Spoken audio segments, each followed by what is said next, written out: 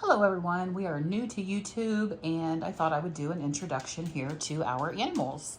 And we are going to start with Lucy, the Beagle, even though Baxter's worked his way in there as well.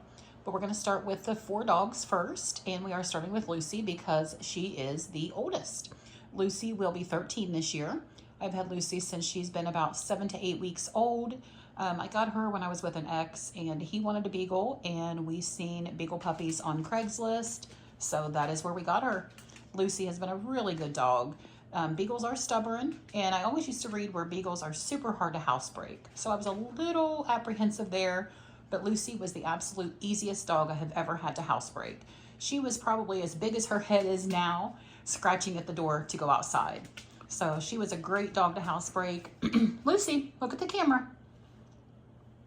Lucy's personality right now is she's somewhat independent. However, she loves food.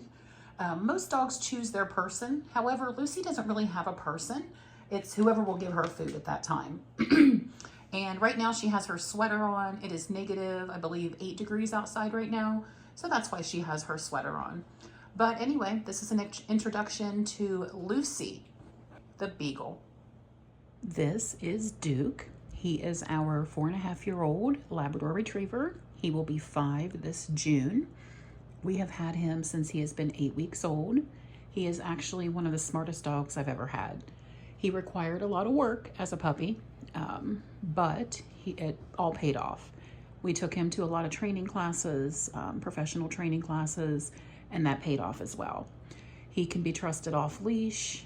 Obviously, you know, he has to be watched. But for example, if you go outside and if you're going to the garage or something like that, he can easily go with you off leash and no problem. He has great recall. If you're going somewhere and you want to take him with you, I don't even put a leash on him anymore. He knows he's going for a ride and he goes straight to the car. Speaking of rides, he loves going for rides, loves going in the car. When we go through like the pharmacy and places like that that give treats, he knows the places that gives treats and he expects it. He understands a lot of words. Like I said, he's one of the smartest dogs we've had. He has actually chosen his person. Corey is his person. He goes up to Corey's office with him every single day. Now he loves his entire family. He loves everybody in the house and definitely shows his love for everybody. But you can definitely tell that Corey is his person. So this is Duke, great dog. I would say a lab is one of the smartest dogs that I've had. And again, a lot of hard work as a puppy, but it has definitely paid off. So this is our Mr. Duke. One other thing about Duke is he is very toy motivated. And one of his favorite things to do is to play fetch, obviously, since he's a Labrador Retriever. But he is so toy motivated that when I was first working with him on recall, instead of offering him treats when he came back, what I would do is I carried a squeaky toy with me. And I would squeak the toy and call him, and when he came over, he got his toy. And that is something that worked really well for him. One of his favorite routines is every day when Corey gets off work, they go outside in the backyard and play fetch. The last few days, they haven't got to do that because it's been extremely cold, but they do play in the house. So yes, Duke is also very toy motivated. And this is Daisy. She is my standard poodle. She just turned a year old December 30th. I always wanted a standard poodle. And I started looking online, not 100% seriously looking, but just kind of looking to see what was out there. And for some reason, when I seen her picture and her description, I just knew that she was meant for me. So I talked to the lady that had her for several weeks, and then eventually, well, here she is. She is such a gentle dog. I would say she is one of the gentlest dogs I've ever had. I've not really worked a lot with her as far as obedience and training. She knows the basics: sit, lay down, shake, stay. But I haven't really worked with her a lot on heeling. However, I think that was a natural taught thing for her. I swear you could walk her on a piece of string and I don't think it would break. But once summertime comes, I do need to work with her a little bit more on recall so that we could work on getting her to be trusted, you know, off leash, just as far as, you know, like going to the car and things like that, because she doesn't have 100% great recall yet. But she's such a gentle dog. Her and Duke complement each other perfectly. They play together. They chase each other around the yard. They do play tug of war with some toys.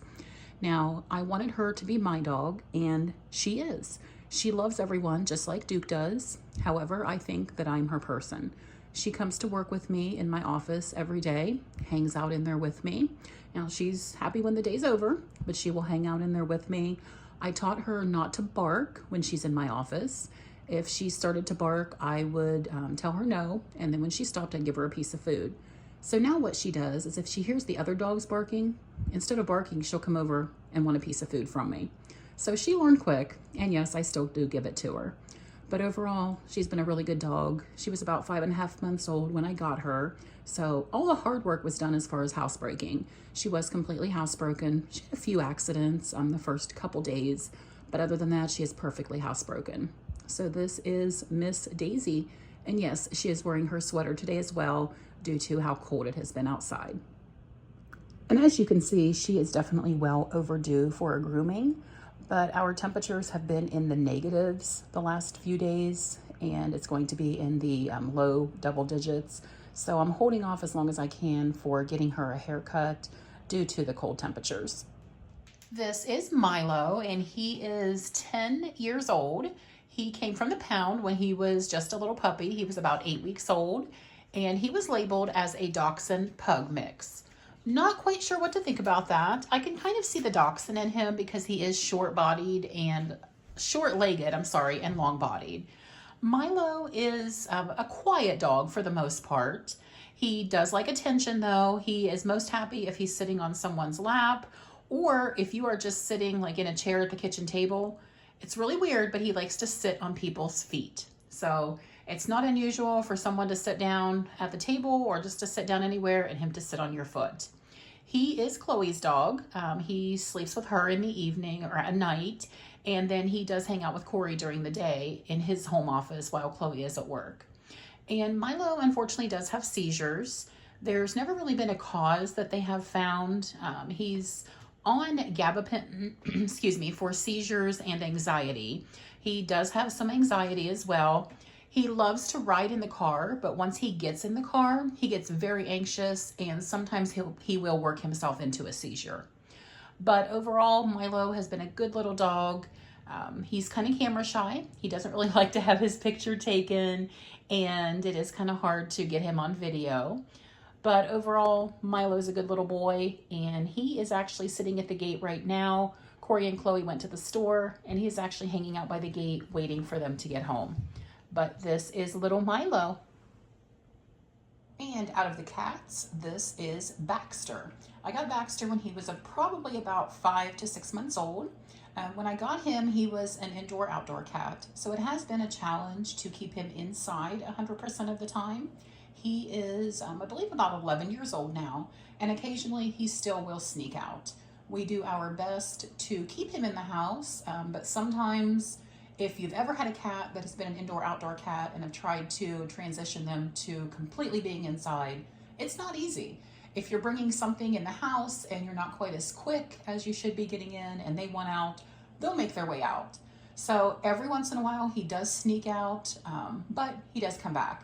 Last winter he was gone for about 4 days. I was convinced that he was gone for good, but he came back, and I'm pretty sure he had found somewhere else to go, because when he came back, he hadn't lost any weight, and he just seemed really happy. He is a very social cat. He's not one of the type of cats that hide when somebody comes over. He's usually pretty interactive. He will come out. He loves attention. One of his favorite things to do is to sit with Chloe at dinner time, and if we are having chicken, he will eat chicken out of her hand. And that is Baxter. One other thing about Baxter is he had some type of virus probably about 7 years ago. He almost died. I can't remember what the name of the virus was, but the vet said even with vaccines, it is a virus that cats do get sometimes. But here he is, healthy and happy. And like I said, he's about 11 years old now. So this is Noah, and he will be 3 years old this year. He is my ragdoll cat. I have had some people say they think that he is mixed with something, but if he is, he has 100% quality of the ragdoll cat. He loves to be held on his back with his head just flopped over. When you lay him on his back, he just goes limp. I always wondered what they meant when they said a ragdoll was called a ragdoll because of their flop, and now I definitely know. He's one of the most social cats that I have ever had. He always wants attention. He loves being petted. He's a little difficult to groom, but I do pretty good at keeping up on him. He has a couple little knots by the base of his tail right now that I need to get out. They're not horrible, so I could get them out really easily. I'll just have to have my husband hold him. But other than that, he has been a wonderful cat. I hate to make favorites, but he's probably one of my favorite cats that I've had over the years. He does have a little something with one of his eyes. Not quite sure what. But when I first got him and took him for his first vet visit, they checked it out, said it could possibly be a blocked tear duct or something like that. But he's had eye drops and stuff several times, and they haven't really found any infection or anything like that. They've done swabs, and everything comes back fine. Baxter's not got any issues with his eye, so it's nothing contagious. So I guess we're just going to deal with it because it doesn't seem to bother him either. But this is Noah, and he is a very good boy. Hi, Noah. Yeah. Oh, and another thing, he loves talking to you. You can sit here and talk to him, and he'll answer you back just the way he did now.